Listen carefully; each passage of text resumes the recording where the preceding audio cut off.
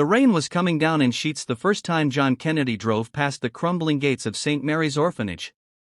The building, once grand and proud, stood like a forgotten relic on the edge of town, its paint peeling, windows broken, and roof sagging under years of neglect. Children huddled under the porch, their thin jackets doing little to shield them from the cold. John slowed his car, his heart twisting at the sight. He had seen many broken things in his life, but this was different. For weeks, whispers had floated around town: the orphanage was shutting down.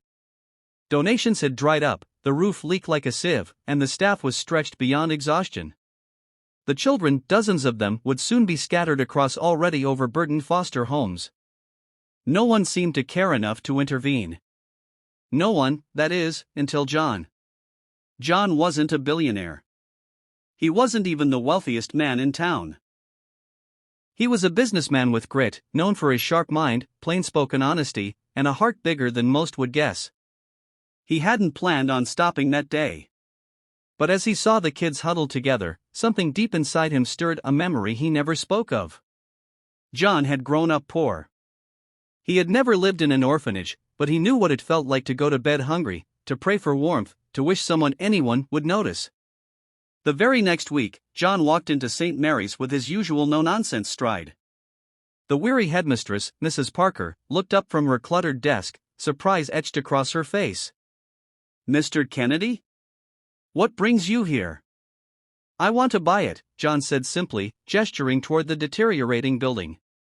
Mrs. Parker blinked, stunned. "Buy it? Mr. Kennedy, this place is falling apart. The city's planning to close it within a month. The roof alone." John held up a hand. "I'm not here to talk about why it can't be saved. I'm here because I believe it can." And just like that, the fate of St. Mary's shifted. The early days were nothing short of brutal.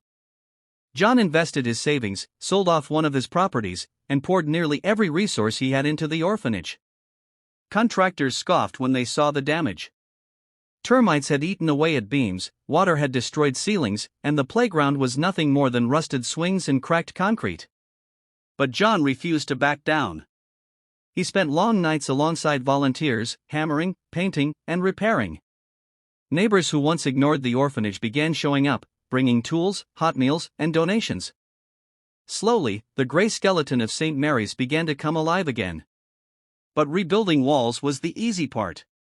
The real challenge was rebuilding hearts. The children had grown used to disappointment.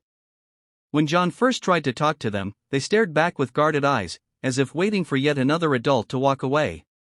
Some wouldn't speak at all. One boy, Liam, no older than 9, looked John straight in the eye and said, "You'll leave, too?" "They all."